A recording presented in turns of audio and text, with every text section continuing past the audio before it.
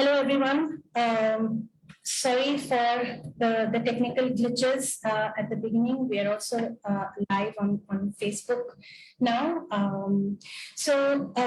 Welcome to another edition of the Jagannath Bhavan Archival Talks. For those of you who are joining us for the first time today, I am Prachi Deshpande, the convener of the Jagannath Bhavan Museum and Resource Center, which is a unit of the Center for Studies in Social Sciences, Calcutta. The series is intended to showcase the rich archival collections of the CSSC archives, one location of which is the Jagannath Bhavan. We have invited scholars over the last couple of months, scholars who have used these archival materials in their research to share some of their work with us and to a wider audience, in the hope that more people will learn about our collections and use the archives in their own work. Today, I'm very pleased to welcome Dr. Trina Banerjee, who is Assistant Professor of Cultural Studies here at the CSSC. Trina has an MA from Jadavpur and a Master of Studies in English from Oxford. For her PhD, she worked on a history of women in the group theatre movement in Bengal between 1950 and 1980. She has also researched the interfaces between women's movements and political theatre in contemporary Manipur. Her essays and reviews have appeared in national and international journals, as well as in edited volumes. She writes in both English and Bengali. She has taught at the Theatre and Performance Studies Department at the School of Arts and Aesthetics at JNU, and her research interests include gender, performance, political theatre, theories of the body, post-colonial theatre, and South Asian history. I'm also very pleased to announce that her book, Performing Silence, Women in the Group Theatre Movement in Bengal, is forthcoming from OUP later this year. She has also been a theatre and film actress, as well as a journalist and fiction writer. So I welcome Trina and ask her to start her talk. Trina, just tell me when you want me to. Yeah, I mean, I think we could start the slideshow and have the first slide, which is just the poster now, and I can kind of keep telling you to move forward when I.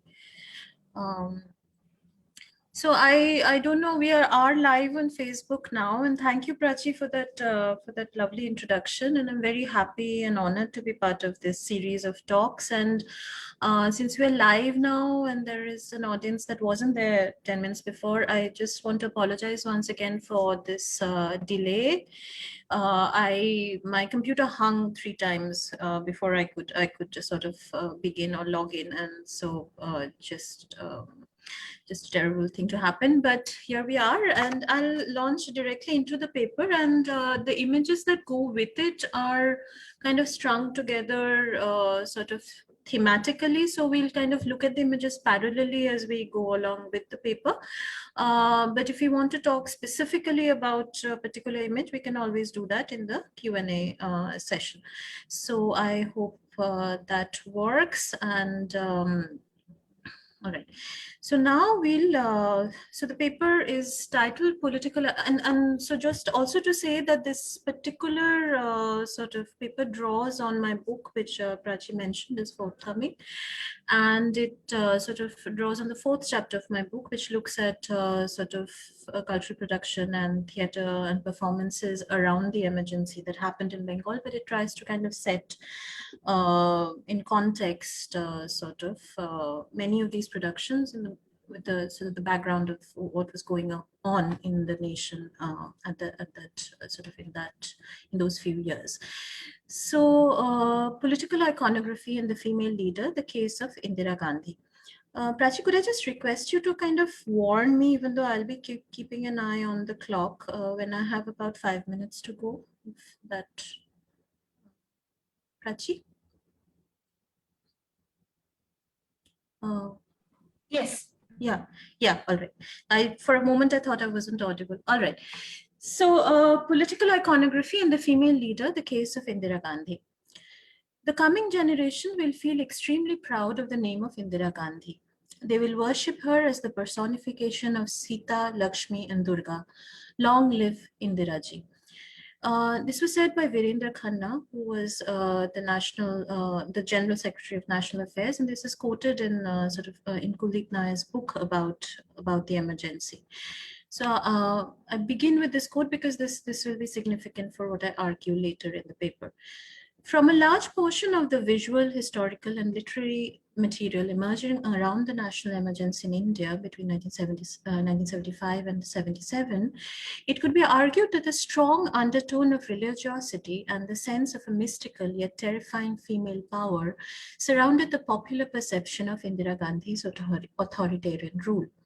Sita, Lakshmi, and Durga, of course, stood for the virtues of chastity, purity, service, prosperity, and strength, qualities that were seen to be embodied in Indira's person during the first years of her government. The influence of religious, especially Hindu religious iconography, had always been a strong determinant in the popular representations of national political leadership in India, and had managed to survive from the days of the national struggle into the 1970s, as Christopher Pini has shown in his book, The Photos of the Gods, the printed image, and political struggle in India. In an essay called Towards the Space of the Beholder, Pini writes, Ramakrishna, as also Swami Vivekananda, initially subjected to photographic regimes, were very soon circulated through the technology of chromolithography, a way of disseminating photos of the gods, Bhagwan ki photo, which was more phenomenologically adequate to the task of impressing quasi-divine power. The name would soon also be true of the political pantheon as it emerged towards the end of the 19th century. Tilak, Gandhi, Ambedkar, and numerous others were endlessly photographically documented, many of them by the Bombay-based photographer V.N. Virkar. But it is as colored lithographs that they sedimented themselves among the wider populace.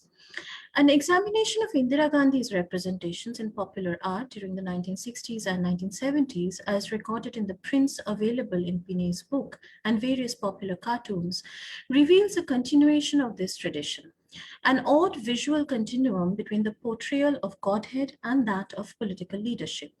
The element of worship, which had continued to feature prominently in the political and electoral popularity of figures of Indira Gandhi's stature from the time of independence, appears to be a strong subterranean current in these popular representations. This strand of religiosity was not a fragment of imagination or wishful thinking that emerged from sections of Indira's loyal coterie, but arguably significantly colored the visual and verbal rhetoric of the dominant political propaganda surrounding her greatness, shaping mass-produced images and popular calendar art, and ultimately putting the final seal on the process of a deification during the 19 months of the emergency, when Congress President D.K. Barua famously claimed, India is Indira, Indira is India. Pini writes in his book about the continuities that existed in the 1960s and 70s between the representations of technological, military advance, political leadership, and religious figures. There were also in the 1960s and 70s inevitably a vast number of Indira images, and I'm quoting from Pini here. She's shown with Jawaharlal Nehru, with Sanjay against the national flag.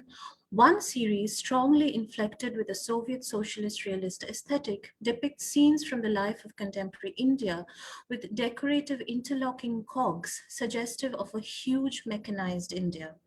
Heroic peasants clutching sheaves of wheat and sickles are juxtaposed with vast hydroelectric projects, the Trombay reactor, heavy engineering works, and scenes of high-tech laboratories peopled by white-coated technicians. Some Hindu deities have always engaged intimately with modernity. The Vishwakarma, a traditional deity of the artisan caste, has long been worshipped through special pujas in steel and other factories throughout India. So impulses towards industrial modernity merge, therefore, with celebrations of Hindu religious tradition, the labor power of heroic peasants presiding over these images, yoking together progress and the visual grammar of Hindu worship, was the benevolent figure of the then current Prime Minister and the concrete embodiment of the idea of Mother India. Perhaps we can look at a few images now. Prachi, if we could just move forward a little bit, I'll tell you where to go. If you just...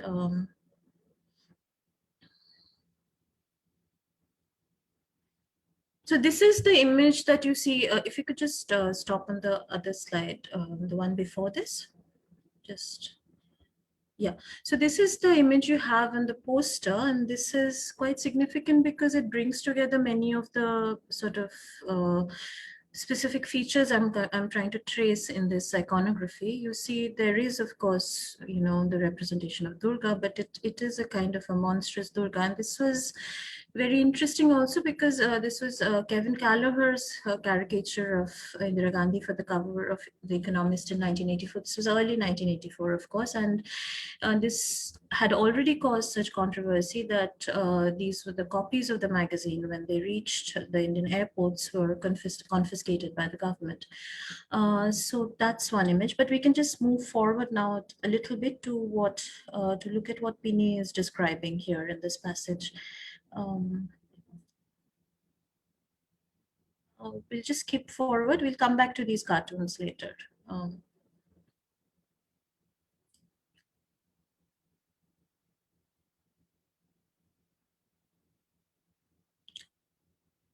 A little forward, a little more. Yeah. So from here, just if you could just go back to the last one before. Prachi, if you could just move back a little.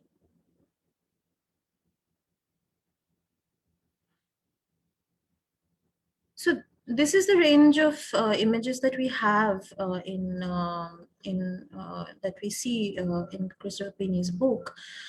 Prachi, can you hear me? Could we just go back to the first Pini image and just stay a little bit there? Can you tell me which one to stop at? Yeah, so just after the cartoons. Just say stop when you want me to stop. I'll tell you. I'll tell you.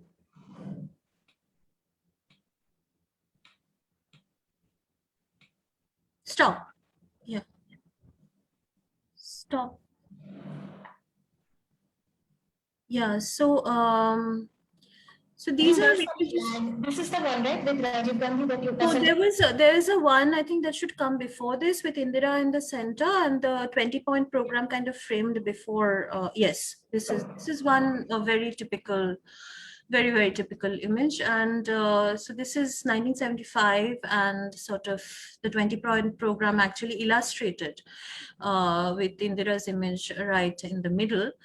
And you'll find similar images at this point of time of, you know, and these were images that we'll see in the paper later were actually blown up to kind of huge, sort of fill huge hoardings, which covered the public spaces of the major sort of cities of India at that time. So these are very familiar images, and Pini spends quite a bit of time talking about this. So we can rest here, and we'll come back to the images. We can sort of have this image with us for the moment. So so I will try to examine through the case of Indira Gandhi the complex and perhaps perverse imbrications of authoritarian rule, deification, embodiment, and femininity in the Indian political context of the 1960s and 1970s.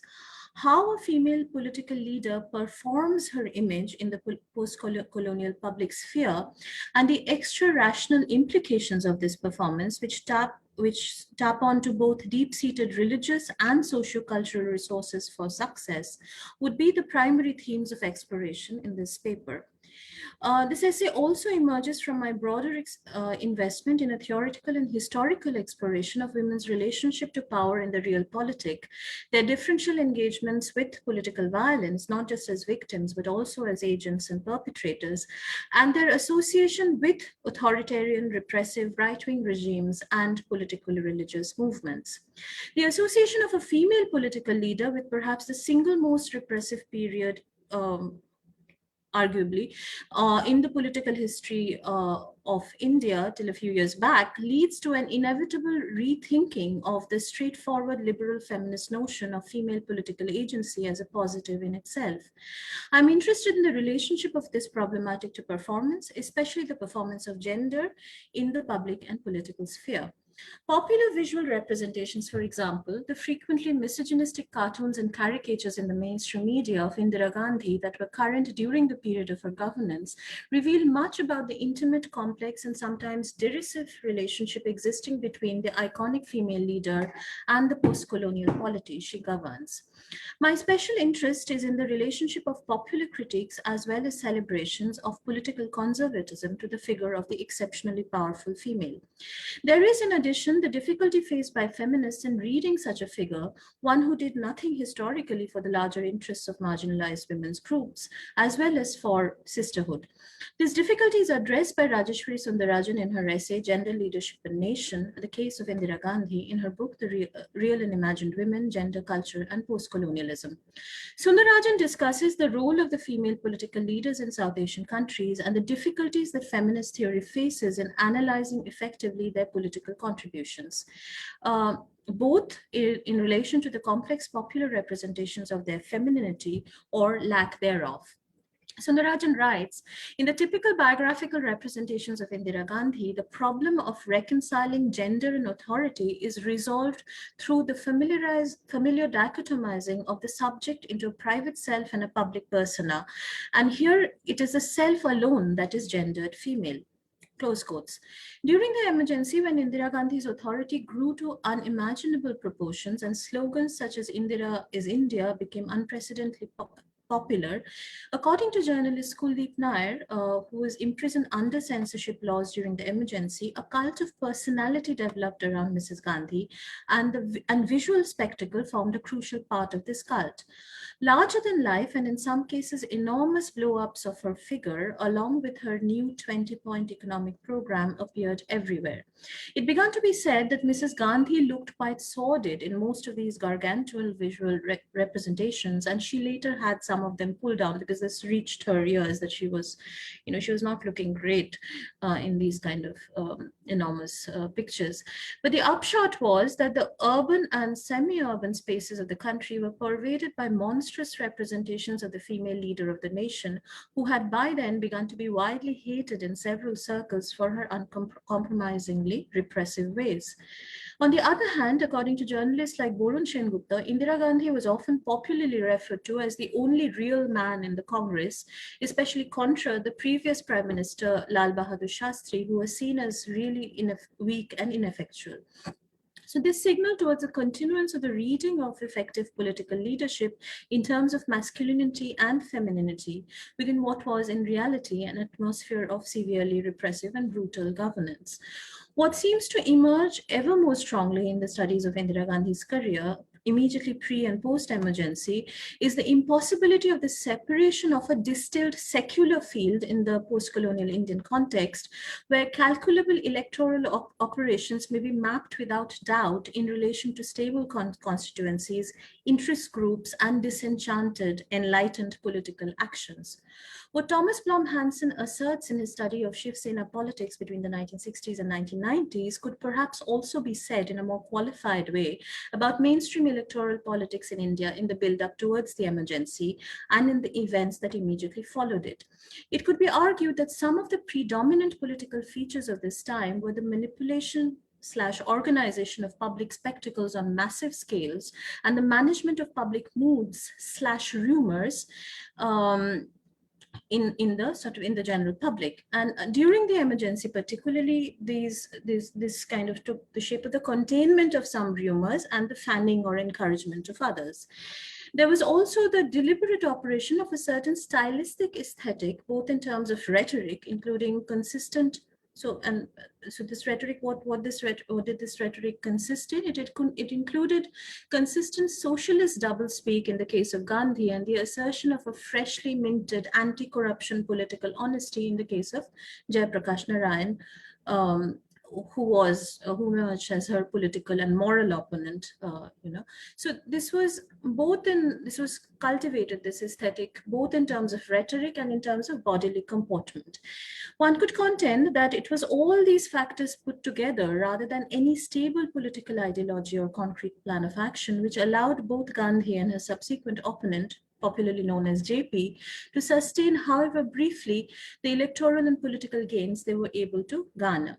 and I just quote briefly Hansen here from an essay, like I said, about a different context about Shiv Sena, where he writes, political choice and preference probably is guided by much more ephemeral and transient collective moods, as well as considerations of worthiness or personal qualities of the candidate standing for election. I will suggest we focus much more on the role of ideology, of the creation of public moods and sentiments, of the production of authority. So how is authority produced? Through moods and sentiments.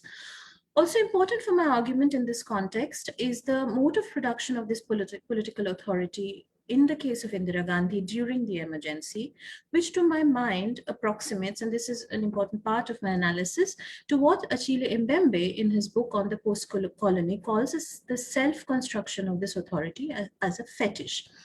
Mbembe writes, in the post-colony, the commandment seeks to institutionalize itself, to achieve legitimation and hegemony in the form of a fetish. The signs, vocabulary, and narratives that the commandment produces are meant not merely to be symbols, they are officially invested with a surplus of meanings that are not negotiable and that one is officially forbidden to depart from or challenge. To ensure that no such challenge takes place, the champions of state power invent entire constellations of ideas. They adopt a distinct set of cultural repertoires and powerfully evocative concepts, but they also resort, if necessary, to the systematic application of pain, right? So all of these things go on coterminously. The basic goal is not just to bring a specific political consciousness into being, but to make it effective. But this same authoritarian move towards the fetishization of political authority or icons from above allows, according to Mbembe, a ludic space, a space where the post-colonial subject may turn into homo ludens par excellence. Mbembe also speaks of the mutual zombification of the commandment and the ruled, which he sees as leading to instances of theophagy, since he argues this relationship is primarily a magical, enchanted one. He writes, as noted, the commandment defines itself as a cosmology, or more simply as a fetish.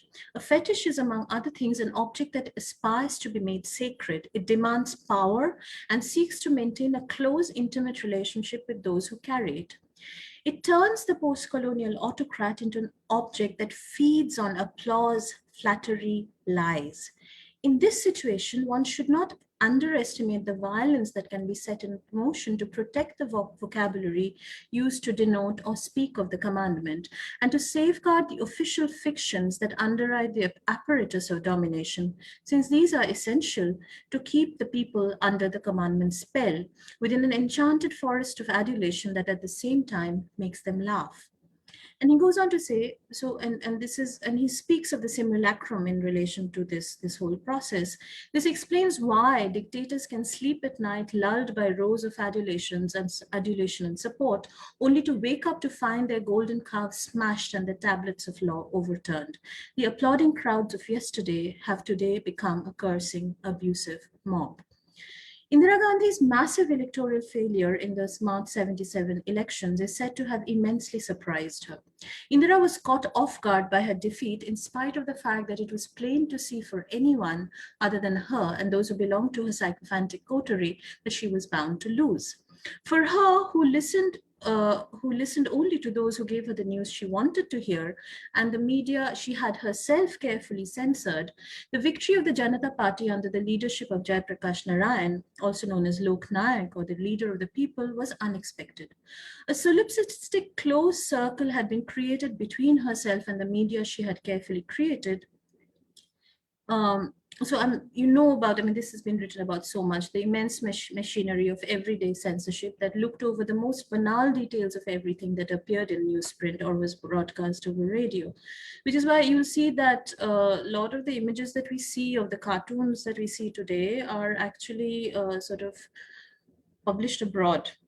By cartoonists who don't actually belong to India. But we'll also see a lot of political graffiti which draws from the center's Chitrabani archive, where you see sort of horrifying images as well of Gandhi. So there's of course that range. But the thing is, we all know about the kind of sort of very intricate censorship that went into sort of control the media during the emergency, where so in a sense, she heard her own voice echoed back to her.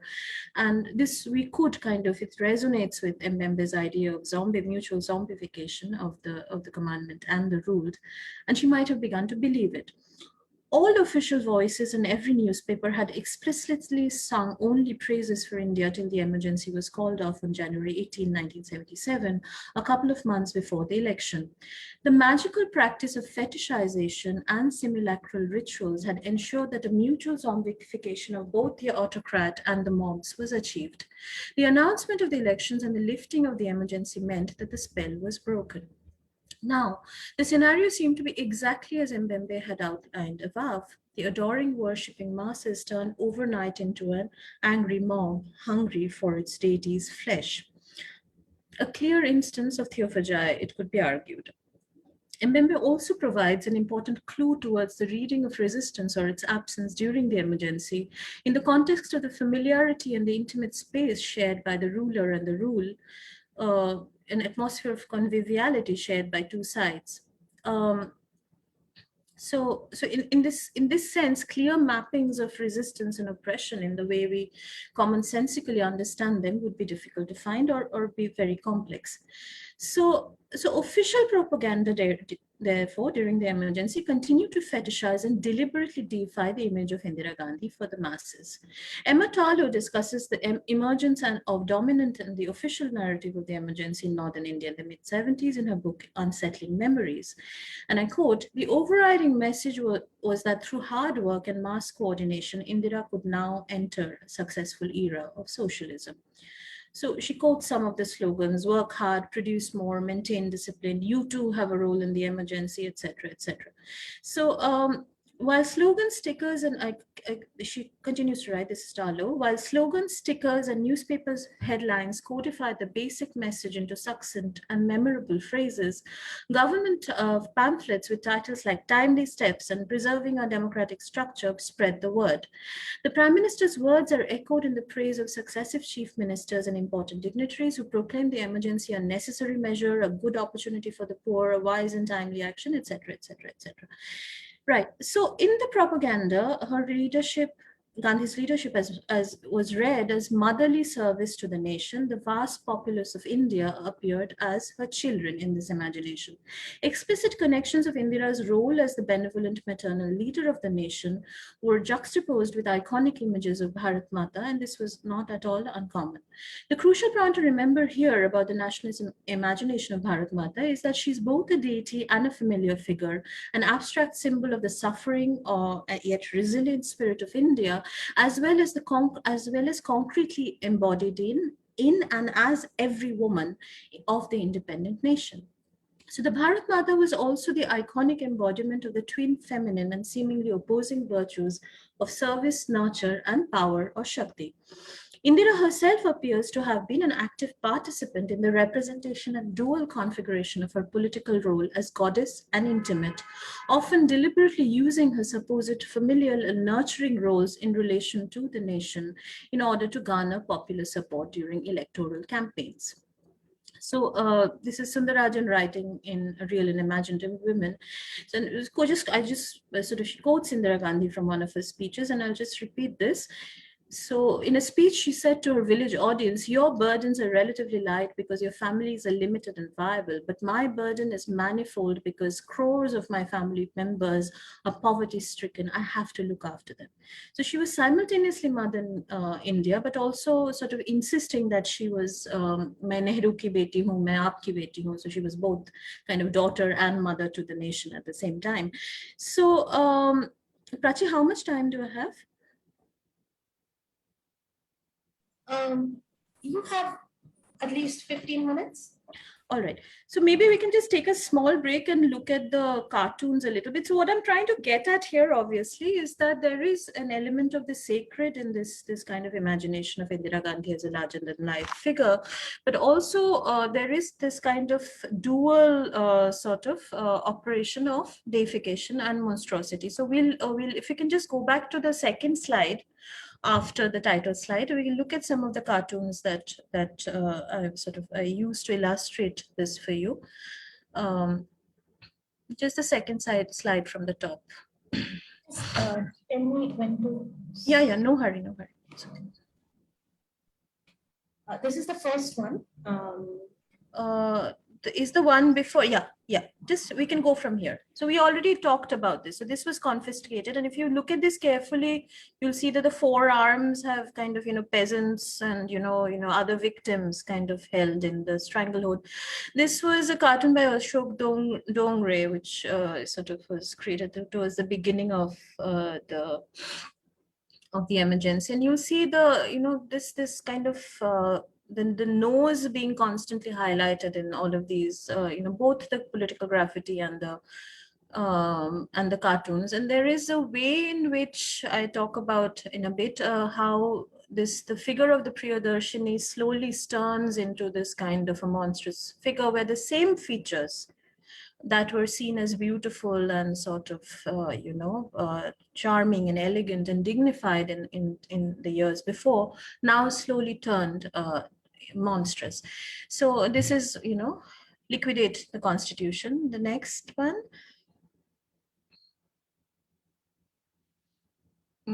This is also Ashok Dongre. Then we can go forward, yes. So this was Clifford Baldowski, also known as Baldy, who sort of, this was a cartoon that was created for the Atlanta Journal-Constitution. So this was, like I said, many of these are actually produced abroad. So this is World's Largest Democracy, the skeleton, and Indira riding over it. The next one.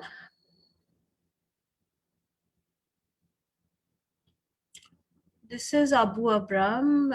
She has many. This is just one of them. And this is, he's representing how the other leaders and the media sort of respond to Indira Gandhi, Madam on the wall, who's the fairest of us all. So everyone currying favors, everyone looking for her. But you begin to see that Indira is slowly beginning to look more and more like some kind of a villainous female figure from a fairy tale rather than a goddess. We can go forward. Prachi?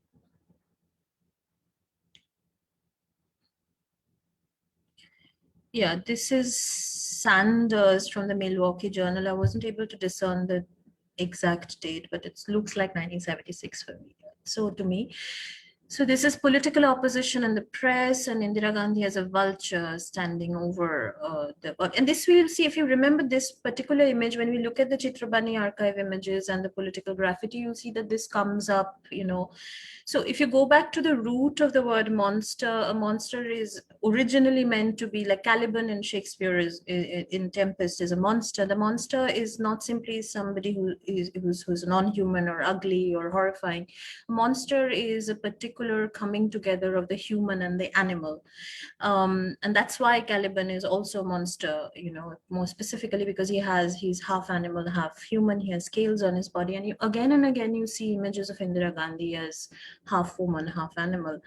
And you'll see this kind of resonating in the political graffiti that we see in the Chitrabani collection, which is at the Jagannath Bhavan. Next, we can go forward. Maybe we look at some of the images, most of them, and then come back to the paper to end it. So this is Sudhir Dhar. This is preceding the emergency, of course, but by this time, Indira is beginning to kind of acquire the power that she later uses.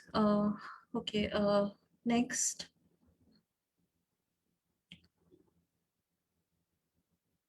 We can go forward. And this is, of course, Bikash Bhattacharya after Indira's death. He the paints that many of you might know it. The next few images I will not comment separately. I've already talked about this. These are all taken from Christopher Peeney's book. We can just quickly look through them.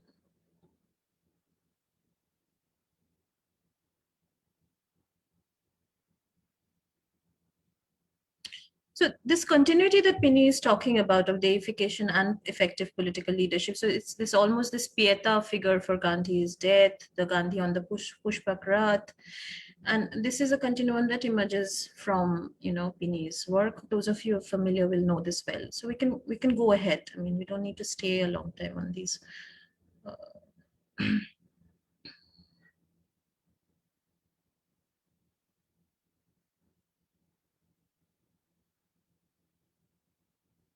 Right. So the Bharat Mata image and the evolution of the Bharat Mata image, you have sort of, images of Shivaji and Netaji sitting at Bharat Mata's feet. And this is significant for Indira Gandhi because as we know, M.F. Hussain, at the start of the emergency, paints Indira as Durga famously or infamously, and that creates quite a bit of, long-term controversy later. So, we can go ahead. Yeah. We'll just stop before the Chitrabani collection and then we'll just go back to the paper. So this is the Hussain, and it was titled, if I'm correct, June 26th, the day on which the emergency began. If you could just go back to the last one a little bit, one more time, the Hussain image. Yeah, so this is, Indira's Durga riding a tiger, and this was seen as largely sycophantic, and there was some criticism about it, but Pini, of course, reads it differently. So we'll stop here for the bit, and we'll come back to the images later. We'll just go back to the paper for the moment. So this is just going back quickly to Sundarajan and what she says about, Indira's projection of herself as kind of both mother and daughter to the nation.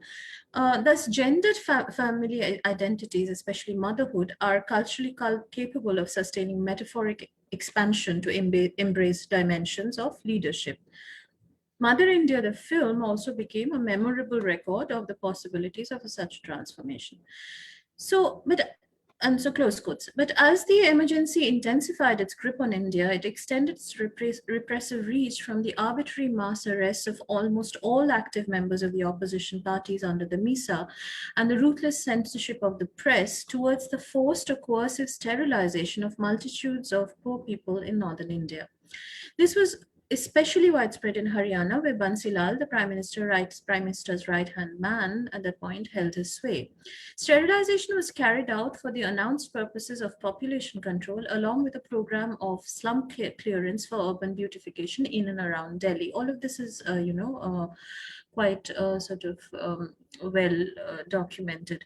So well documented as in it's been written about. So benevolent images of the nurturing Priyadarshini gradually gave way to the emergent form of the terrible mother bent on the destruction of her own children, as the goddess began to turn into a demon of uncontrollable power and cruelty, an embodiment of all that was repugnant about femininity. In discussing the role, Indira Gandhi's role, and her political leadership, Sundarajan talks about Mehboob Khan's popular film Mother India, which I talked about, which was made in 1957. But she also discusses, some literary works that actually emerge after the experience of the emergency, starting with a story by the writer O.V. Vijayan called The Fetus, where there was a certain kind of an allegory of power, where we have this kind of monstrous mother figure ruling a kind of a dystopic nation, and she's referred to as the lady or the widowed sovereign, who never really appears in the story, but rules over a cursed village whose inhabitants are terrorized, hunted, and killed by the fetus. And the fetus, Sundarajan reads as a kind of a distorted allegorical representation of Sanjay Gandhi, who is her immaculately conceived son. So only her portrait is seen in the text, worshipped in, and I quote from Sundarajan, the carnal fullness of middle age, pregnant, naked. This is the representation we have in this kind of dystopic satire that O.V. Vijayan writes.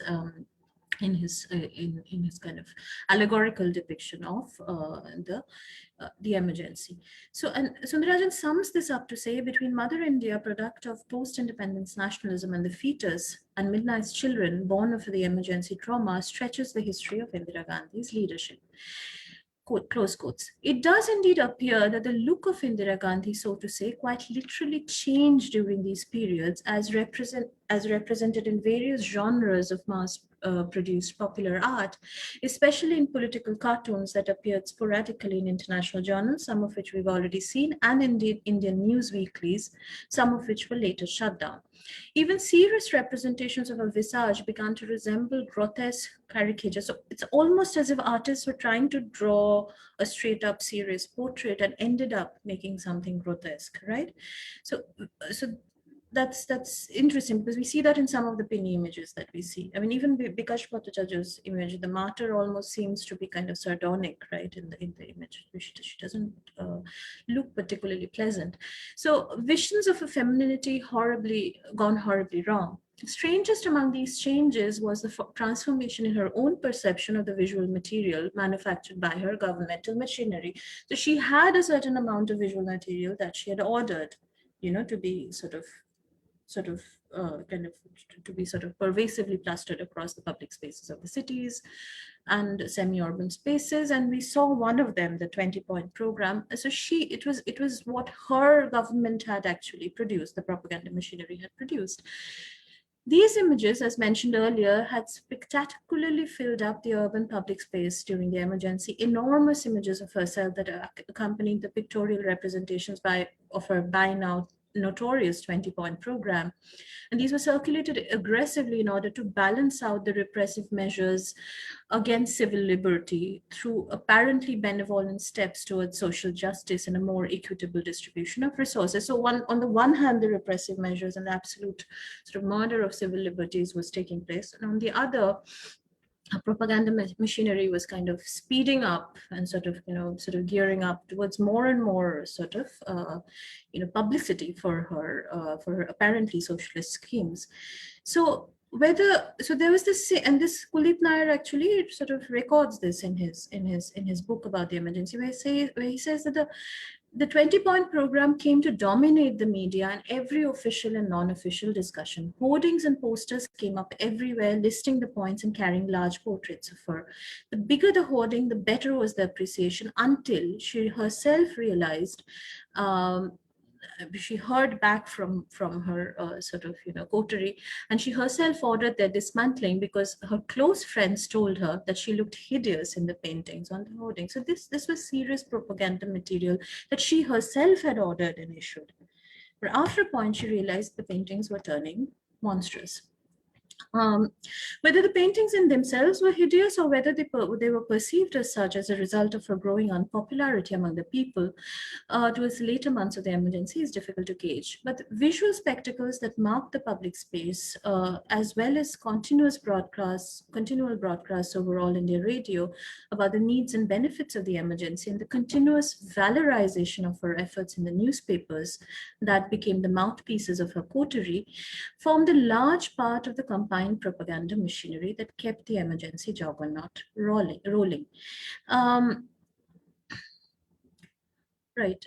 So this attempt to use spectacle to mark popular support began early, with the collection of massive crowds showing support for the emergency, at Mrs. Gandhi's residence on 1 Safdarjung Road on 12th June 1975, just preceding the emergency. So the idea was to prove by a sheer show of numbers in the public space that the people's overwhelming support overruled the verdict of the judiciary. We know the story of the court in the matter of Mrs. Gandhi's continuing in office.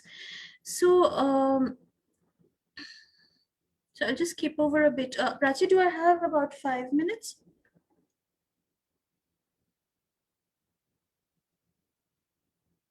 Yeah, take maybe 5 minutes. And okay. All right. So I'll just quickly wrap up now. So I'll skip over a bit and we can have the rest in the discussion. So in a sense, and so we also talk about briefly about, we've already seen the image, and so Kuldip Nayar also writes about it. The portrayal of Mrs. Gandhi as a goddess by Hussain, a famous painter, was now being officially shown around the country as part of the propaganda. Mrs. Gandhi of the emergency was a deity who rode a full-blooded roaring tiger and not a lion, as mythology depicted. Pinney, of course, analyzes this as, if you see the image again, you'll see that it's almost as if she's being thrown off the tiger, rather than quite mounting it with control. So it could be read in many ways, but it was actually, it became part of official propaganda, and Hussein has been called sycophantic for painting it. So it was Bharat Mata drawing on the religious iconography of the goddess Durga, who was often shown in popular art as riding a lion. We've already seen this, signifying her embodiment as Shakti. The intimate terror of the image of Indira Gandhi as Bharat Mata gone wrong, the journey, as it were, from Priyadarshini, so pleasing to look at, to monster, can be grasped a little better if you look deeper into, how political iconography functions in modern India. So I talk a little bit about Pini's idea of darshan, and and most of you, I mean, who were interested in this must be familiar with it. So I'm skipping here a little bit, but then what I try to kind of go towards is right. So it is clear from the memoirs and accounts that appear right after the end of the emergency that the production of Indira Gandhi as an icon with patriotic religious significance was a deliberate and wide-ranging process that traversed many areas of public life in India at the same time. And rather than a disavowal of her femininity or an underlining of its irrelevance to the position of her political authority, these images and verbal propaganda sought to highlight the fact of her specifically female power, right? Both the monstrosity and the deification were highlighting a specifically female power. More powerful because female, more ugly and monstrous because female.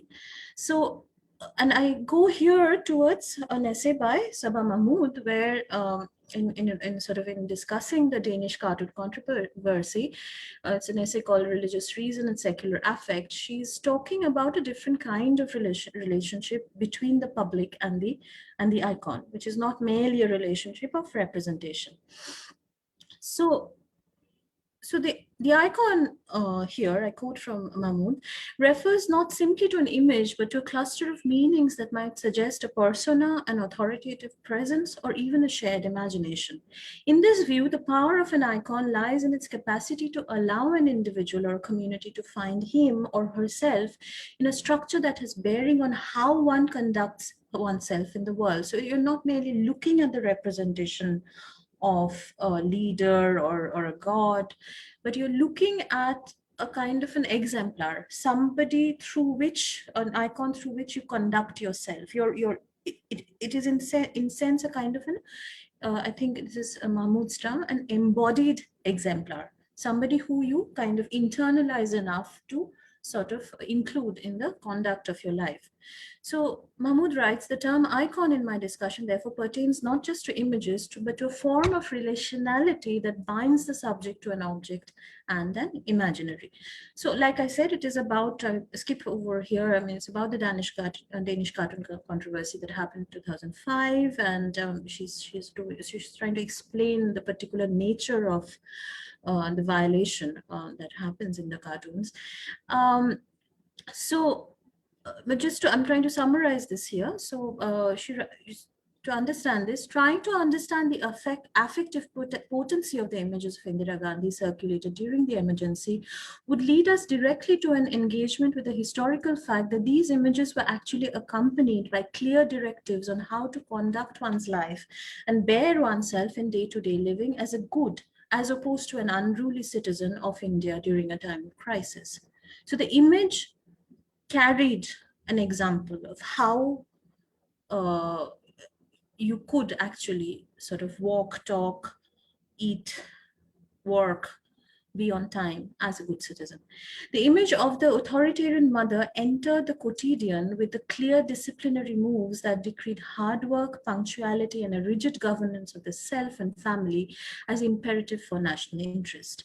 The doublespeak of socialism on paper and propaganda was accompanied with a crackdown on democratic liberties and implicit support of big business, as various historians and political theorists like Partha Chatterjee, Shubhita Kobiraj have noted. But important for our purposes is taking into cognizance the fact that policies like the family planning scheme, the Nazbandi scheme, scaling up to the sterilization drive, especially under the enthusiastic leadership of Sanjay Gandhi, led to thousands of rural and urban males being sterilized. These operations were carried out most often through coercive measures that were put into place by the entire bureaucratic machinery and through a system of pervasive rewards and punishments. And we can go to Emertal or we can go to Veena Das to actually look at sort of detailed analysis of this. And this created a widespread fear, a sort of atmosphere of fear and paranoia, especially among the urban and rural poor, because they suffered the most. And that gave the regnant, looming figure of Indira Gandhi a directly, one could almost say literally, emasculating potential as an all-powerful woman in authority. This element of emasculation was, of course, important.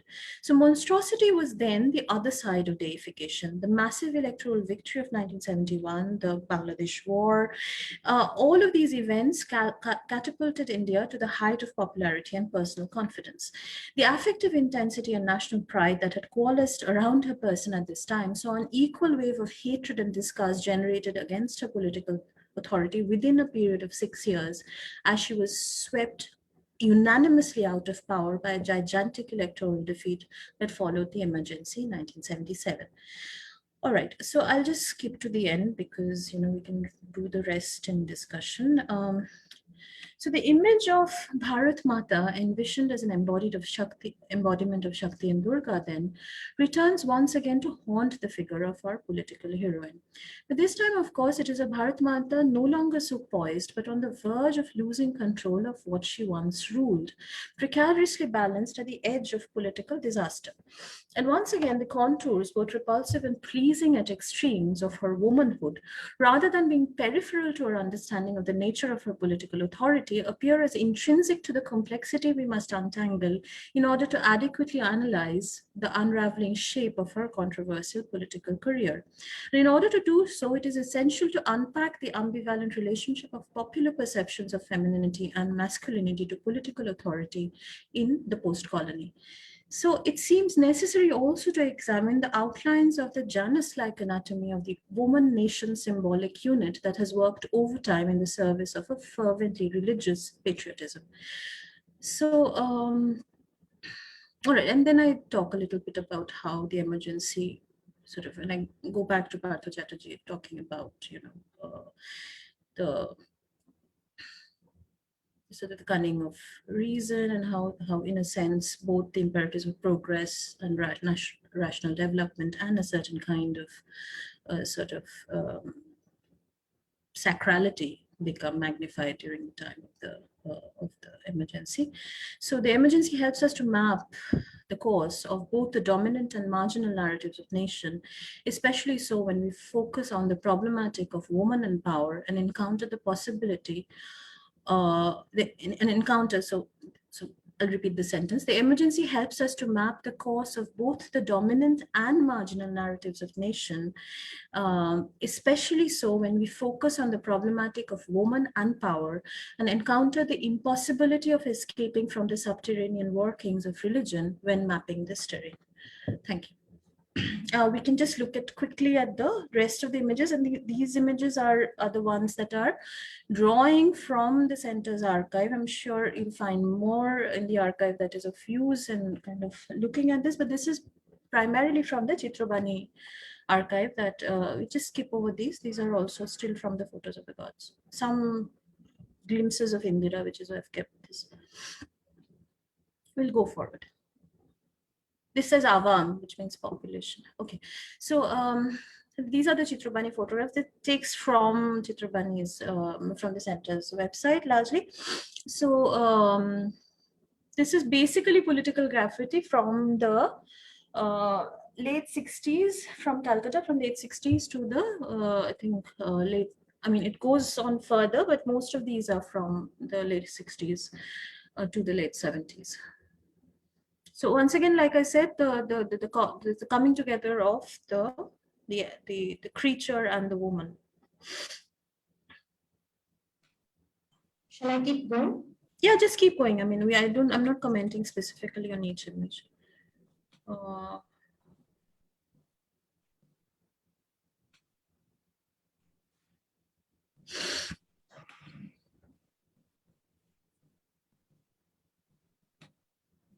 A couple that I might ask you to stop at. This is Aishay Khuni Hat. This is that murderous hand. A hat ke ektiyo vote noy. And the vulture once again reappears, as you see, over Indira Gandhi's head. We'll go forward again. The nose is interesting. You know, it's this interesting resonance. Sanjay riding Indira's back and whipping. Their face is become almost animal-like here. There are interesting parallels when I've presented this to other audiences with Thatcher's representation in the 80s in political cartoons, which people have pointed out from the UK, but I haven't gone into that here. We can go forward. Indira is once again the anaconda-like figure. She's half dragon, half snake, Nagin. Okay. Going forward. Right.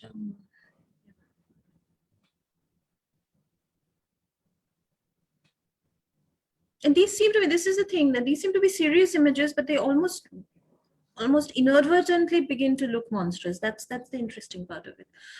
Okay. Yeah, going forward. This one is, yeah, so she's basically a man-eating bird of some kind. She's not a vulture. She's a bird of prey, obviously. With people's hands in her mouth and a bleeding flag, somebody's head. Yeah, all right, let's go forward. And so this is her telling I think after Sanjay's death. Can you just go back one, please? Second last one, yeah. Basically saying, Amar actually Rajiv Gandhi. So basically, you know, the fact that she, this is, I think, a representation of Maneka after Sanjay's death. So yeah. So yeah, so we can stop here and go to a discussion.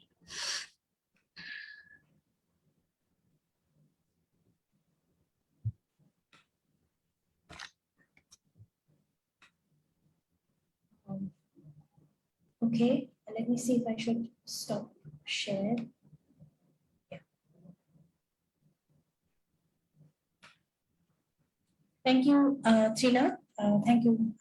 That was very rich and interesting, wonderful stuff. I'll just open it up straight away to questions. I'm sure we have a lot of questions from people. So if you wish to ask a question, you can either type it in the chat, or you can raise your hand and I will call on you to ask it, or you can just say in the chat that you wish to ask a question, and then I'll call on you again. And let me just make it gallery view so I can see who else has. Okay. Moidul has his hand up. So Moidul, please keep your questions brief so we have time for. Prachi, may I just collect a few before I respond? May I collect a few before I respond? You can do that also. Yes. Yeah.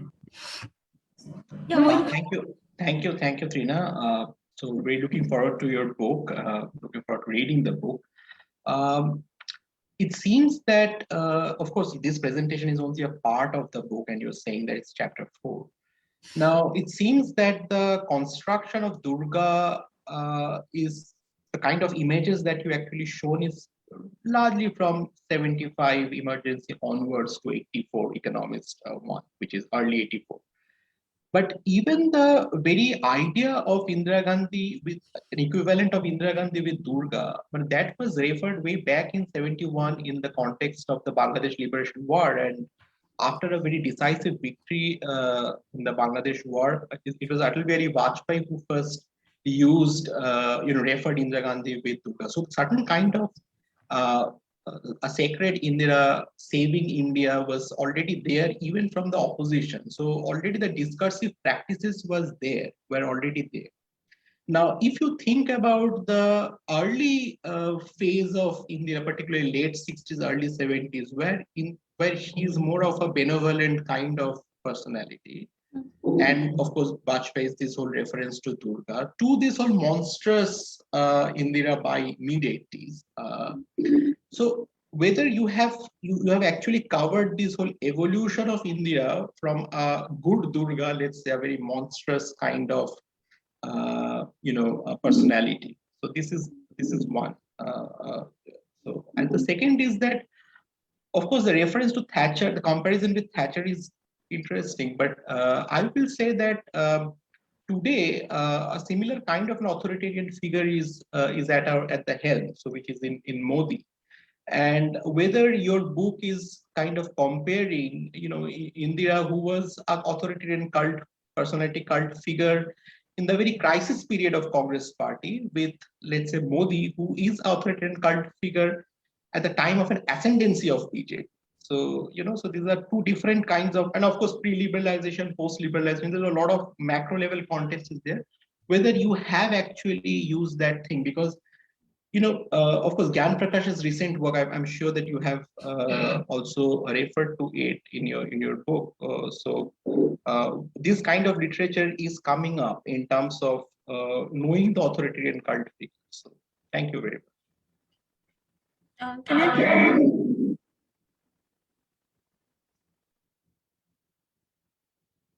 Tapatidi, I think, has a question. Can I take that one? Should I just quickly respond to Moidul? Maybe I'll just quickly respond to Moidul. The thing is, as we've often noted in discussions, I'm only an amateur, person talking about politics. I'm not a political scientist. The book ends in 1977. Right, so therefore there is no it wraps up in 1977 for reasons that pertain to the politics of West Bengal, to point to sort of cultural transformations that take place after the left front government comes to power. And the book is really about group theater in the period between the 1940s to the till the point that the emergency ends and the left front government comes to power. So therefore there was no question of going and sort of speaking about Modi, but I think in general there could be reflections on how this works in the case of masculinity in a different way. Which I think have happened, but I find it interesting that somehow in my view, if you ask, I'll of course have to do a far more detailed study. I think the monstrosity that actually pertains to the image of a female leader is never quite sort of replicated in terms of intensity, in terms of the repugnance. Even when we have sort of really repressive male political leaders, it doesn't quite work with that kind of, this is such a strange coming together of horror, repugnance, violence, and laughter. The closest to which that description of actually, which is why I went to Mbembe, because Mbembe talks about a kind of black laughter in that chapter on aesthetics of vulgarity, which is probably the closest kind of resonance I could find to what I was trying to get at. But Mbembe is still talking about male political leaders, right? And so I think I think there's something specific about this. If it were a chapter about Indira Gandhi and her legacy in terms of political iconography, maybe I'd have done a far more detailed but this is just the introductory section of the chapter, which takes on theater in Bengal during the emergency. So therefore, maybe, if I developed it, it would go somewhere. All right, thank you. Thank you. I think Tapatidi has a question after this. Yeah. If you have questions, please just put it in the chat saying you have a question. I will call on you. Thank you. Tapatidi, go ahead. Yeah, let me see if I can turn on my video. Please bhul dhor vanna.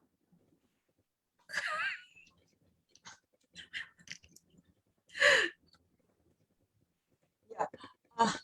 I'm immediately nervous because I think you're going to tell me I was wrong about dates and details.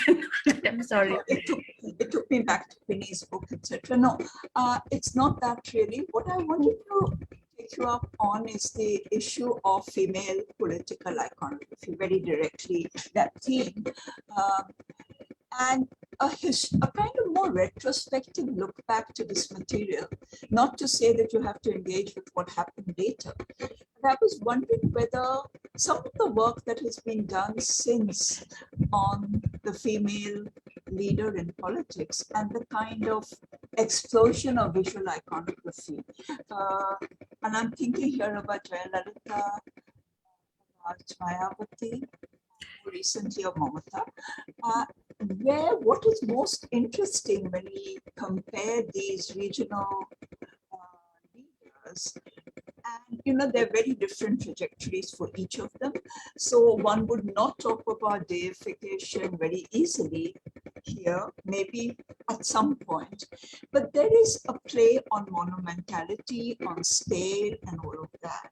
But what's interesting about these latter figures, and we just move forward decades, is that there's no equation with Bharat Mata. So it is very interesting that once you move to the regional leader with different levels of identity, politics, linguistic, caste, regional identities, that notion of the woman leader and then their vilification, and we saw it most recently with the misogyny about Momota and all of that was going on. But I was just thinking, given the interest that these latter-day leaders as women have invited, I'm thinking of Kajri's work on Mayavati, Praminda Jacobs' very interesting book called Celluloid Deities, where she looks very closely at the cult of Jayalalitha, for instance. And also this larger idea of cinema and politics, which gives a certain primacy to the enlarged cutout, which now has become part of it. But for Indira Gandhi's own distaste for it, once she realizes it's leading to a certain monstrosity, how scale can distort, scale can lead to it. So my question really was to ask you to think about, when we go back therefore to these 70s images now, retrospectively, and think of this kind of the emergency and how the deity turns into the monstrous demon. How would we read it slightly differently is all I will say, that because of the emergency, and also what does suddenly change track is one, of course, Indira Gandhi prior to emergency as the kind of the Bangladesh war particularly, but the post-assassination Indira Gandhi, because Pini makes an interesting argument, as you know, about Gandhi's deification post-assassination, right? So she talks about an entire avatar and apotheotic iconography. So I'm thinking of martyrdom as a phenomenon that would follow not very long after. And something which continues to be played no longer in the national news, but by the kind of Indira Gandhi Museum, the Assassination Museum in the residence, where one is taken through her sacrifice for the nation, her bloody sari, her voice on how I will die for the nation. So one of our students really did a work on that, looking at iconicity, assassination, and martyrdom.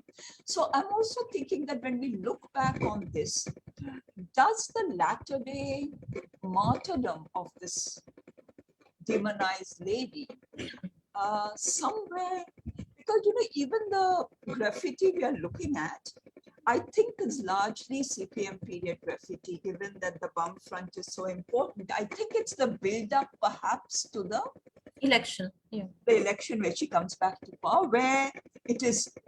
So I'm just wondering whether, and this may not have any application to your book, but whether what a retrospective reading of this material does, the emergency material and the cartoons and the satire, does in terms of a larger history of that icon through the 80s, and then of course subsequently when you have other major ammas, didis, emerging, who take on but who all have a certain stake on saturating the visual scape with their presence.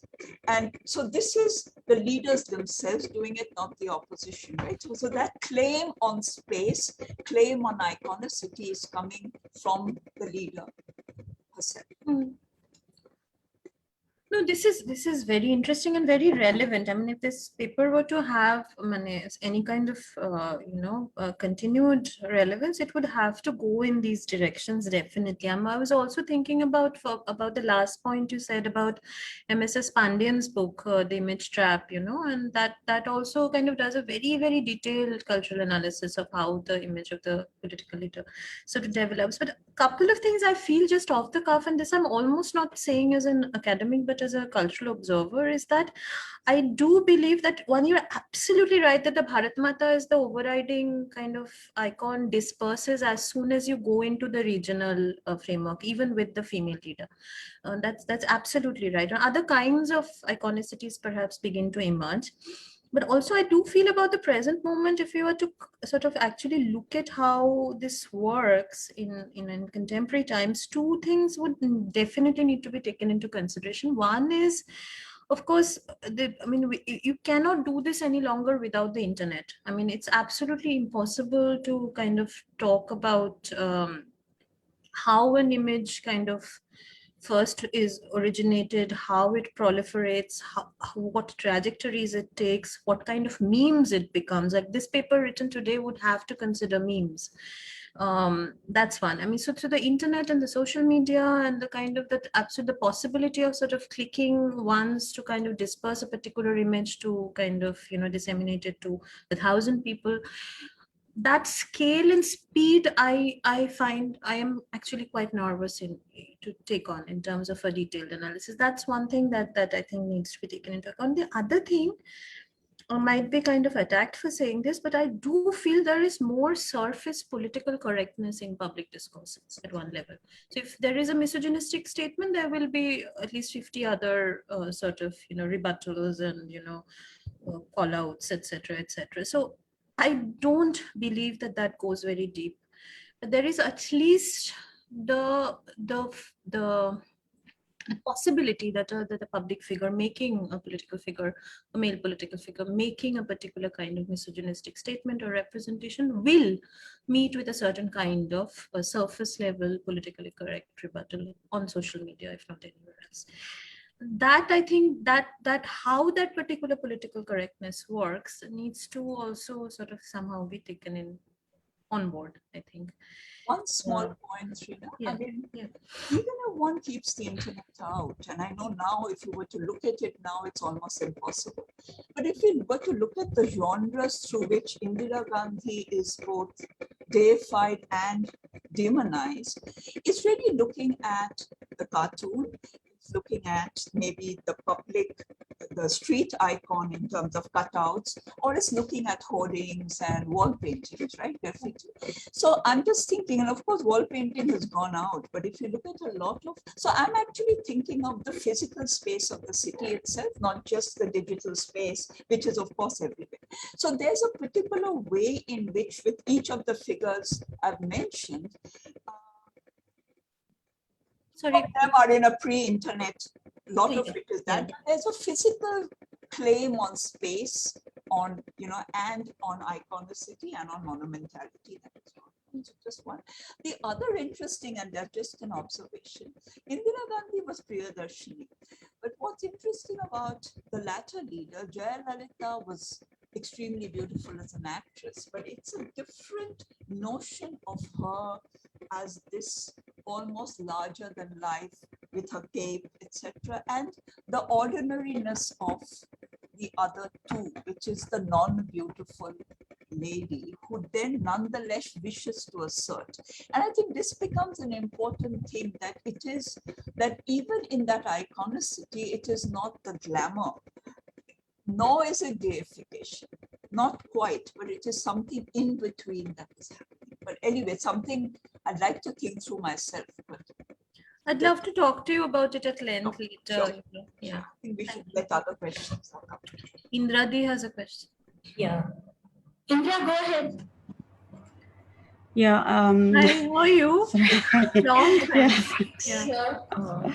Yeah, thanks very much, Trina. I really enjoyed the presentation. And again, I'm going to ask you, possibly, you know, in the context of your book, a slightly unfair question, but because the talk was so interesting, it sort of, you know, set me thinking as well. So my first question, in a way, takes off from, you know, from what Moidul and what Tapudi have already touched on, which is other women leaders. And you yourself talked about Thatcher, which I think is very good comparison, very similar kind of hawkish features figured in these cartoons. But also a near contemporary was Benazir Bhutto. And I was wondering whether, you know, because if you're talking about a South Asian female leader, national leader iconography, whether that might be of some interest and whether one could, I mean, this is just a very kind of naive question. The other question relates to whether you have any knowledge of whether Indira Gandhi tried to, I mean, it's really about the production and dissemination of these images. So how much, I mean, it's clear that she had control over stopping the circulation of some images, shall we say, but was she also in a position to counter these by, you know, commissioning counter images? I mean, of course, you've looked at Bengal, and to pick up on what Tapati said, I mean, it is very much, it's very different. Is it sort of across the board? And are there instances, or can she sort of counter this? Are there counter images? Because, you know, I think Model spoke about the chronology, like development, but it is quite possible that at the same time, you might have, you know, both or other sets of images.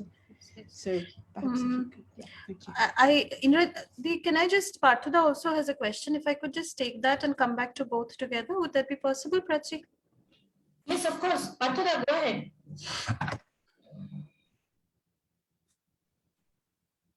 Yeah, okay. I have a couple of things to ask. One is about your use of Achille Mbembe to understand this authority figure.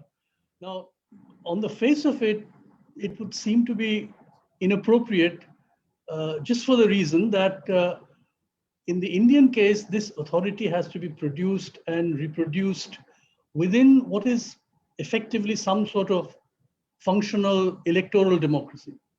Whereas most of the regimes that Mbembe is speaking about in Africa are quite different.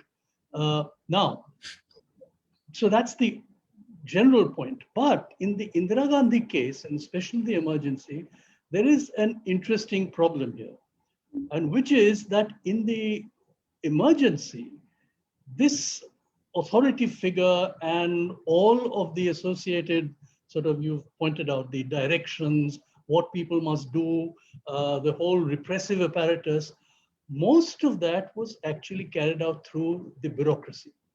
And it was not done through the usual way in which we are much more familiar now, after Indira, the later populist leaders. The authority figure has to be produced through essentially, you know, the populist mechanisms, which involves a lot of mediations, mediating figures who again operate with public support. I mean, public support has to be constantly mobilized. That was not the form within the emergency. And so therefore, that's an interesting problem there. So what was particularly characteristic of the emergency? And there, I think the problem is that it was so brief. It was literally a year and a half between June 75 and January 77, the emergency was lifted, right? So that's the figure, the period. And during that period, mind you, when you speak about deification, there was obviously deification. And this deification did not begin, as Moidul pointed out, just in the period of the emergency. There was an earlier moment, which was the 71 war, which really produced that deified figure. But during the emergency, there was no resistance. And so there was no production of any of these critical commentary on Indira Gandhi, except whatever was circulating underground. That's a different matter. So in the public space, there was nothing. There was no resistance. So that's the interesting moment that the emergency represents. What's interesting there is then when you speak of, so therefore the interesting question, however, remains, why did not the emergency continue? And why was it suddenly lifted, even though there was no resistance to it? Why was it suddenly lifted? And why did Indira Gandhi feel that she needed to reaffirm her leadership through a public vote of confidence, as it were, through an election? Now, that's an interesting question. And of course, people have commented on the fact that the intelligence failed her, etc., etc. It's actually not true that everywhere in India people knew she would lose. That is not true of the period of the emergency. Nobody knew what was going on because there really was no public space where any of this was discussed. Everything that was circulating was through rumor. And then again, don't forget that the results of the 77 March elections was completely different between North India and South India, right? In South India, Indira Gandhi was not rejected. That's a very, very stark difference. So all of those things remain questions about the emergency. See, on this, I think it's interesting to look at the material that's now been put together by Christophe Jaffrelot in his new book, which actually is a very good summary of much of the material that was circulating. And that raises this point more interestingly. The second related question is about the deification, and it's turning into the monster figure, right? It's because the deified image was available, the opposition has to produce that, turn that around, as it were, into this monster figure. But there again, at least as far as the Chitrabani images are concerned, those were again from a very brief period. Most of them, if I'm not mistaken, are between January 77 and between March 77 and May 77. That is the parliament elections, which was March 77, before which there really was no opposition campaigning. There was no wall figures. None of this existed before the 77 March election. It's only between after Indira had lost. So between March and May, when the assembly elections were held, that's when you begin to get all of these pictures about Indira turned into the vulture and so on. And that continued for a while, certainly in West Bengal it did. So that's the other point, that these are actually very brief moments, because otherwise, if you look at what's persistent, is later after Indira's assassination, you have this martyr image where once again she's deified. About the deification, again, I'll just make one final point, which is Indira as compared to the later populist leaders that we know of, MGR, N.T. Ramarao, Jayalalitha, Mamata, Mayawati, all of these kinds of figures. All of them, mind you, remain figures who have been produced through electoral democracy. Their claim to authority is that they have been chosen by the people. This was not true of Indira. Indira Gandhi was regarded as someone who was born into authority. That she was not a figure who had been chosen by the people and put in power. And so that's a very important distinction. That's the court's decision that she was overturning, that, just before the emergency, right? Where her electoral court. Before that, all of that authority figure was because she was Nehru's daughter and she was born into power. Mm-hmm. So there was no question of her being, raised into a position of leadership through some kind of popular acclaim. Indira never won an election in order to become prime minister. She was simply put there by the top Congress bosses at the time. Right. So that's the other difference between the Indira figure and all the other populists. Thank you. I think I could quickly tie together both the questions and also go back briefly to Moidul's question as well. I think one of the ways I could answer this is yes, the chapter itself, because this kind of shortens. I mean, it's the longest chapter in the book. Does a sort of clearer chronology of how this builds up and sort of looks at the longer sort of duration through which the deification builds up, and then it's kind of sliding into monstrosity later. But much of what Parthoda just said actually helps me to clarify it. So this is already there. So when the sort of the images that we saw through the course of the presentation, like I said, many of those cartoons that we saw at the beginning, some of them, those that were produced in the country, and I'll have to sort of trace the specific sources, etc., were very early on, maybe right after the announcement of the emergency. And then many of these sources were in fact shut down. The later ones that we see are actually produced abroad, like we saw the Milwaukee thing, the Carl's image, which is in 1984, but also during the emergency 2-3 others which are actually produced outside India. So Parthoda is absolutely right that during the course of the emergency, it was not possible to produce that kind of resistance in kind of mainstream media. So things were circulating underground, therefore, definitely.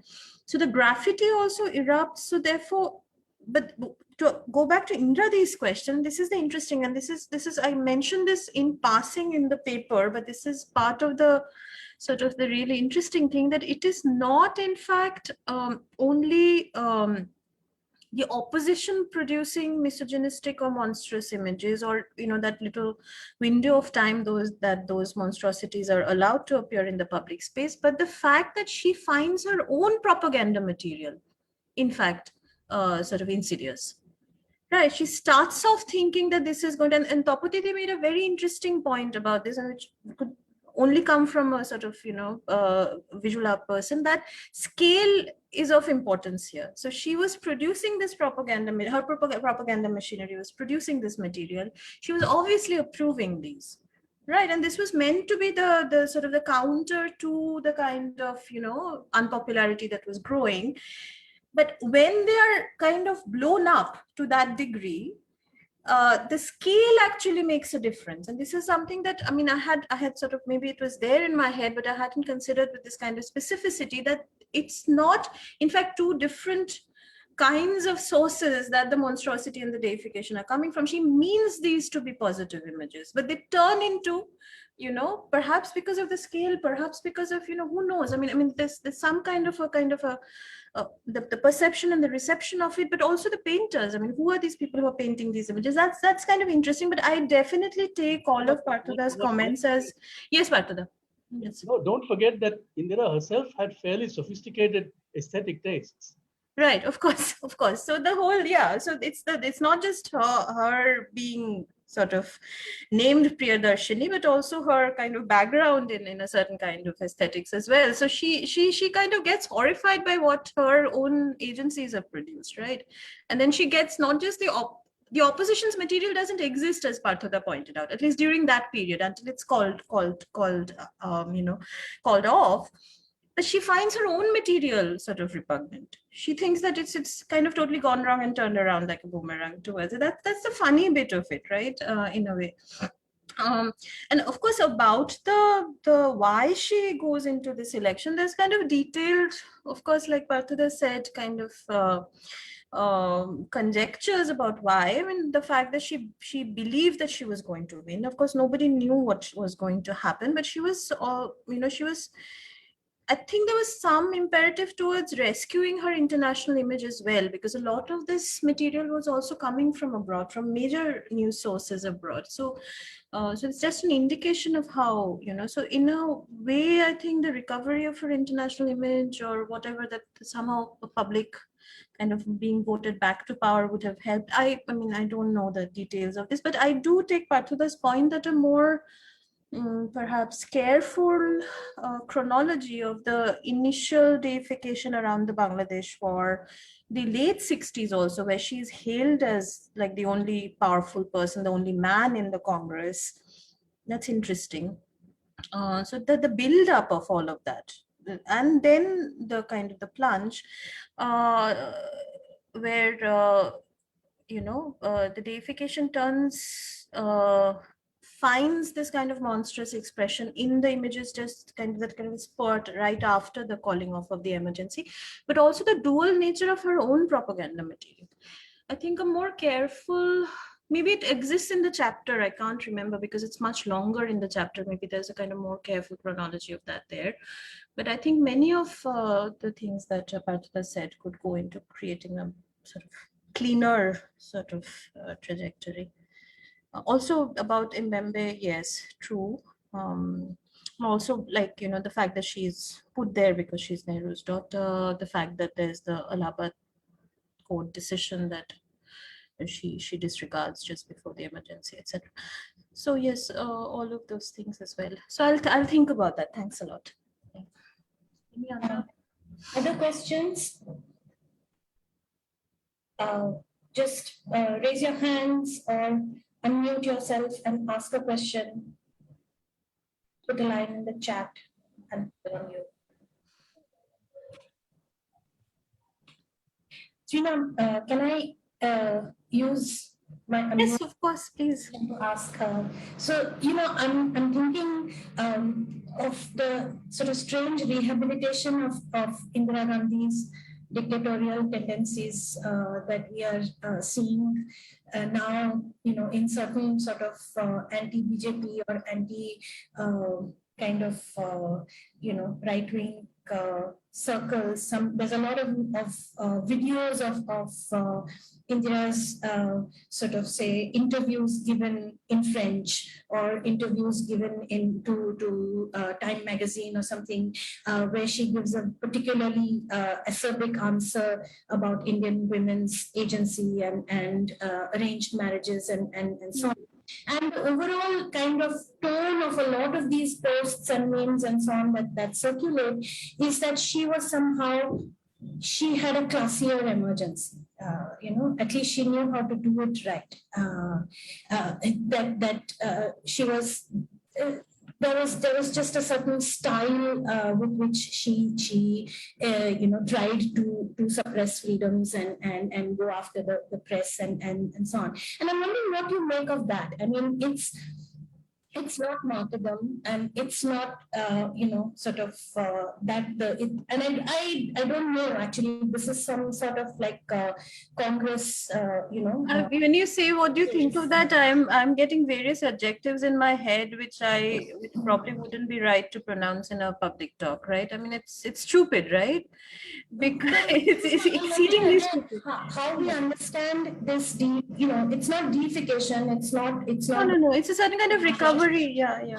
And what do we make of that, given that it is actually also projected as somehow progressive and the dictatorial tendencies of the present moment, and what do we understand of this kind of commemoration? What do you think? It's both ridiculous and very sad in my view, because we have actually really come to the point where we will snatch at anything, right? As an example of a progressive, we'll snatch at anything. That's the kind of, it's very sad. It's ridiculous. It's really stupid in my view, but it's very sad. It actually shows the kind of desperation of the liberal person, who's desperately seeking some kind of an icon to recover. And I mean, to me, I mean, what does it matter if you have a repressive leader who speaks better English? It makes absolutely no difference. And if she was less crude, more sophisticated in the way she did things, I mean, but like Partha said, there was of course many other things that were specific to that moment, which were far more important, like the notion of that she was born into power, the fact that it was brief, the fact that she felt at some point that an election was necessary, and the fact that elections were formally called. Those have I'm sure, very complex complex implications in terms of what it meant politically. It's not possible to draw easy comparisons, and none of which we can get at if we kind of get into this kind of sort of very washed out, insipid social media project of recovering some kind of progressive moment from the past, just because we are completely at a loss about where to find such a thing. So I think, yeah, that's my response. Prachi, may I? Yes, yes, Lenny, go ahead. Actually, I don't know if I had to answer your question. I don't know. I mean, it wasn't an answer, but I was just, No, that's fine. I mean, we can go on talking about it. Yeah. Yes, I think also questions of continuity, questions of how we understand the Entitlement and what kind of rhetoric is being mobilized in terms of, that is, yeah. What is at stake at comparing an actual emergency with one that doesn't say its name, and that's so. So there are many questions over there. Yeah. Hand over to Lenny. Ask his question. Yes, Thanks, thanks, Trina, for this very hi, Trina. Thanks for this very interesting and very. I think it was a very wonderful way. Also, you engaged with earlier works on images, Pini and others, as Professor Tapti actually mentioned earlier. I was wondering. I don't know whether it would be. It's a question that is directly connected to this particular work, because you're very clearly exploring political iconography. I was just wondering, because how say, for example, your larger work on the book is on performance. I was thinking how sound, for instance, Indira's use of All India Radio and Doordarshan during the emergency period post, and it was called almost All Indira Radio by the opposition. How was the use of sound? And very eerily, sound also comes in today's, as Moidul was telling, with this making of this cult figure, the way in which Man Ki Baat is used along with the image making. So I was wondering how the aspect of exploring sound as a source, as a technology of source to evaluate power or evaluate hegemony, right, or of political making, right, would add on to your very important work of actually kind of reading. I'm sure you are moving ahead of Pini's work to see how there's change in which, and then you bringing in connection with how say, for example, local movements engage with this image making, and in a way not get trapped but actually unmake this image as well. But I was thinking at the parallel which goes along with the image studies is this very, and particularly with Indira, I think the speeches, powerful speeches that she makes, the interviews that she gives, which can be actually propaganda machinery like television, or particularly All India Radio, which the mass actually was listening to, could be used as a resource for actually unraveling this very interesting study of say unraveling the image making of this female leader. And also I think with sound, femaleness, also the femaleness to the voice also adds on to with a certain kind of if you want to call a certain kind of a engendering of this image. So do you want to, I mean, it could be out of the context, but do you want to reflect on this and see how this works out? Thank you, Lenny, for that question, because I think, I mean, maybe I should say a little bit briefly about what the rest of the chapter does. I mean, like I said, it's on it draws from chapter 4, which is about the emergency performance in Bengal during the emergency. So the rest of the chapter basically takes on the work of Shambhu Mitro in one of his plays, and the work of Utpal Datta building up towards the emergency. So Utpal Datta say, and both parts actually try to look at the relationship between sort of performance and an imagination of female political agency, right? And how it emerges as revolutionary agency of a certain kind in Utpal Datta's plays, and how in Shambhu Mitro's play, Chandponi Kirpala, which was never performed, but was performed as an audio play. This is interesting, right? So we found it when Shambhu Mitro wrote this play in 78, at least it was published in 78, but he found that he himself has as a playwright written such a grand production that he tried but did not actually go towards staging it. So the way Chandponi Kirpala exists today is as an audio CD, It's kind of, it's read, it was read when I was young. I went to a performance where it was read out, as in it was performed as a kind of a Shruti Natak or audio play by Shambhu Mitra and his daughter Shavni Mitra. So it exists almost like a kind of a sonic performance, oddly, because it was never kind of staged.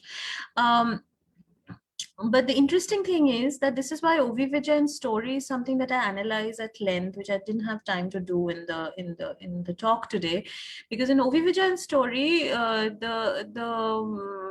the widowed sovereign, who is a kind of dystopic allegorical representation of Indira Gandhi, never actually appears in, you don't see her, you only hear her voice.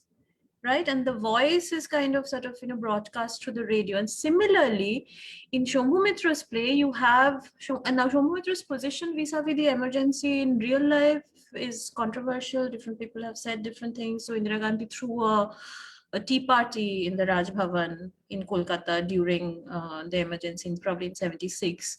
And a lot of the theatre people in Calcutta were invited. Several went, several declined, and several went and protested about, or criticized. So Shambhu Mitra did attend that party, and that has been read in different ways by different people. But it is said also that he actually stood up to Indira Gandhi and said that he didn't want, So there are controversies around that. But in the play, it is the goddess Manusha who's like a folk goddess, and the myth of Chand Bonik, who's her antagonist, that is kind of played out there. It's an old kind of folklore sort of story from Bengal, part of folk religions here. But Manusha also is invisible, that the monstrous goddess is invisible in the play. So you only hear of her, you hear of her intentions, you don't even hear her voice, but you hear her actions interpreted by other characters. So she does not appear. She's everywhere, all pervasive, but never seen. But you see her primarily through the destruction she achieves. She destroys the protagonist's life, and it is through her destructive actions and the fact that women are interpreting her intentions. Women in the play, including Chandradaga's wife, the protagonist's wife, is a devotee of Manusha, and she is an antagonist to her husband, and she interprets the goddess to the hero, right? And the hero represents the nation in a certain way. So I found it absolutely sort of significant that this comes out in 1978. Now, whatever Mitra's complicated position might have been, and I don't think she ever came out in support of the emergency, but I mean, I don't think that was, I mean, that is a different question, but the text itself actually plays out this very, very interesting kind of a scenario of an invisible, all-pervasive female ruler who appears almost through possessing the female characters in the play. So the whole chapter actually orients itself towards reading these representations. And interesting that you asked this question, because in the play that I spend almost 1/4 of the chapter analyzing, it's mostly that the goddess is invisible. She's only heard through others and only women. So so thank you for that question. Yes. Right. Do we have other questions? Any more questions? Prachi, can I ask one question, please? Yes, of course, Malavidi. Go ahead. Yours is the last question. After you're done, we will wrap up. Trina, first of all, thank you very much. It was really very enjoyable. And but let me ask you probably an unfair question. And the question is about how we read masculinity. You talk about female power, but can we also not read during this time, through his male coterie, get an idea about masculinity and how that produces, that particular kind of image.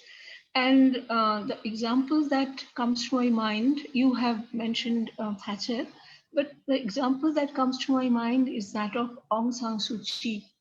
And, the transformation there also is very, very, striking. I don't know how Aung San Suu Kyi is represented through the military leadership, but that, they have very cleverly created a strong support base within the populace, Buddhist society, against Rohingyas.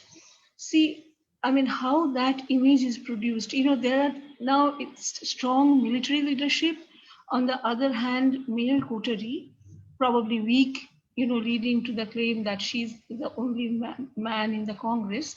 I mean, the two different kinds of reading of masculinity producing similar results. So, I mean, it's an unfair, maybe a peripheral question, but I was just thinking about that issue.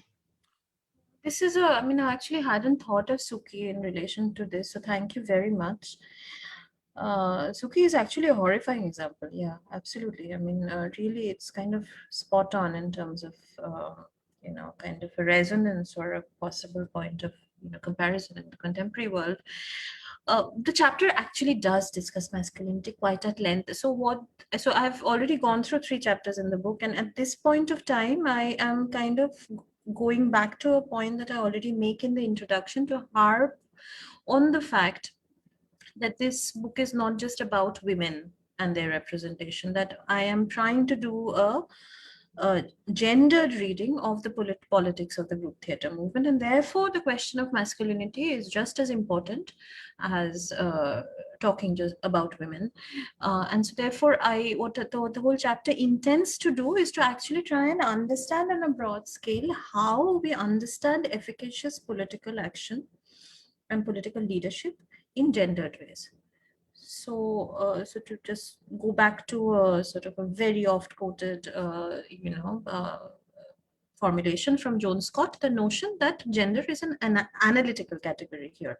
So, therefore, the idea that in the way that political leadership is being envisioned in the public in relation to ideas of authority, repression, effective governance, and the way it is being represented on the Bengali stage at this point of time, there is a deeply embedded gender in that, which of course pertains not just to how women are seen in positions of leadership or how women revolutionary agents are envisioned, but also how masculinity unfolds in relationship to this. So interestingly, the Chandbonik section is entirely about masculinity and the relationship between heroic masculinity and the idea of a heroic masculinity with the notion of a nation, and how this idea of heroic masculinity is almost at the center of this kind of nationalist imagination, and how it is the failure of this that we see in the literal and allegorical and ideological emasculation of this national hero in the figure of this kind of monstrous, gigantic woman. So that is very much a concern, the question of masculinity, specifically also in this chapter. But I do not discuss here any, male political leaders from the time. But what you say, so it's interesting that it is not just the specificity of a certain kind of femininity of the leader, like Indira Gandhi, that is highlighted, but also her manliness at the same time. So her strength and decisiveness and her capacity to act quickly, and all of those are interpreted in terms of a certain kind of masculine power. But this is not exclusive with the fact that at the same time, particular parts of her feminine self, including the familial image of the daughter or the mother of India, of the population, etc., is also being simultaneously set into motion. And I think both these things happen simultaneously in the case of a female leader, which is also to going back to answer Moidul's one of the early questions in this discussion, that this kind of dual sort of mobilization of both the masculine and feminine doesn't quite happen in the same way in the case of, but I think that it's a very interesting and complicated discussion of this actually is to be found in Ashish Nandi's Intimate Enemy, where he makes a very interesting analysis of how in Gandhi's self-representation a certain kind of androgyny is in fact mobilized as a positive. Gandhi as in, Mohandas Karamchand. And that androgyny is in fact is seen as something to be something higher than both masculinity and femininity. So there's a lot to be explored here, of course. And thank you for the Suki parallel. I haven't thought about it, but it's absolutely very, very significant. Thanks.